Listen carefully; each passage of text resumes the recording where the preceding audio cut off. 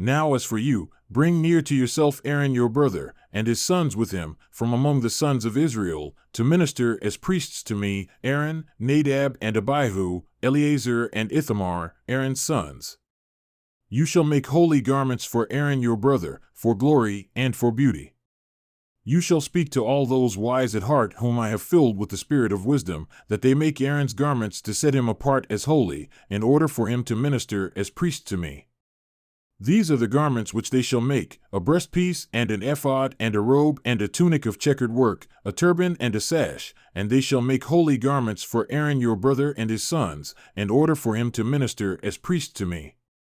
They shall take the gold, and the blue, and the purple, and the scarlet material, and the fine linen.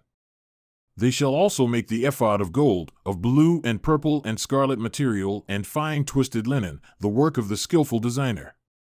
It shall have 2 shoulder pieces joined to its 2 ends, that it may be joined. The skillfully woven band, which is on it, shall be like its workmanship, of the same material, of gold, of blue, and purple, and scarlet material, and fine twisted linen. You shall take 2 onyx stones, and engrave on them the names of the sons of Israel, 6 of their names on the one stone, and the names of the remaining 6 on the second stone, according to their birth.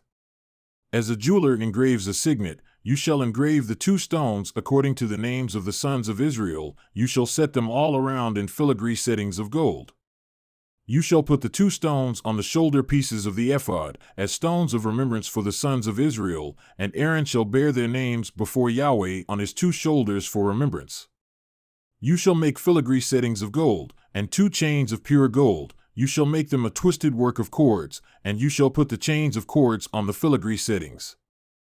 You shall make a breastpiece of judgment, the work of a skillful designer, like the work of the ephod you shall make it, of gold, of blue, and purple, and scarlet material, and fine twisted linen you shall make it. It shall be square, having been folded double, a span in length and a span in width. You shall mount on it 4 rows of stones. The first row shall be a row of ruby, topaz, and emerald, and the second row a turquoise, a sapphire, and a diamond, and the third row a jacinth, an agate, and an amethyst, and the 4th row a beryl, and an onyx, and a jasper. They shall be set in gold settings. The stones shall be according to the names of the sons of Israel, 12, according to their names. They shall be like the engravings of a signet, each according to his name for the 12 tribes. You shall make on the breastpiece chains of a twisted work of cords in pure gold. You shall make on the breastpiece 2 rings of gold, and you shall put the 2 rings on the 2 ends of the breastpiece. You shall put the 2 cords of gold on the 2 rings at the ends of the breastpiece. You shall put the 2 ends of the 2 cords on the 2 filigree settings, and you shall put them on the shoulder pieces of the ephod at the front of it. You shall make 2 rings of gold, and shall place them on the 2 ends of the breastpiece, on the edge of it, which is toward the inner side of the ephod. You shall make 2 rings of gold, and put them on the bottom of the 2 shoulder pieces of the ephod, on the front of it close to the place where it is joined, above the skillfully woven band of the ephod. They shall bind the breastpiece by its rings to the rings of the ephod with a blue cord, so that it will be on the skillfully woven band of the ephod, and that the breastpiece will not come loose from the ephod. Aaron shall carry the names of the sons of Israel in the breastpiece of judgment over his heart when he comes into the holy place, for remembrance before Yahweh continually. You shall put in the breastpiece of judgment the Urim and the Thummim, and they shall be over Aaron's heart when he comes in before Yahweh, and Aaron shall carry the judgment of the sons of Israel over his heart before Yahweh continually.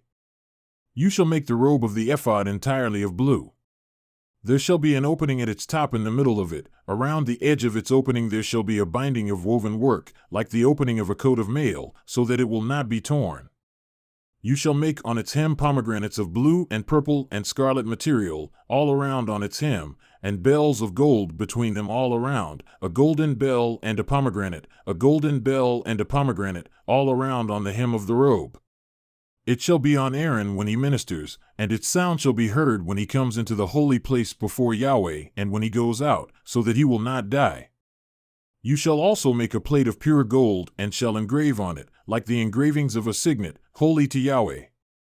You shall fasten it on a blue cord, and it shall be on the turban. It shall be at the front of the turban.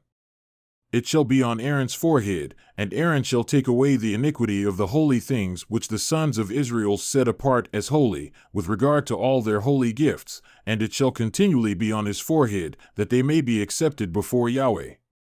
You shall weave the tunic of checkered work of fine linen, and you shall make a turban of fine linen, and you shall make a sash, the work of a weaver.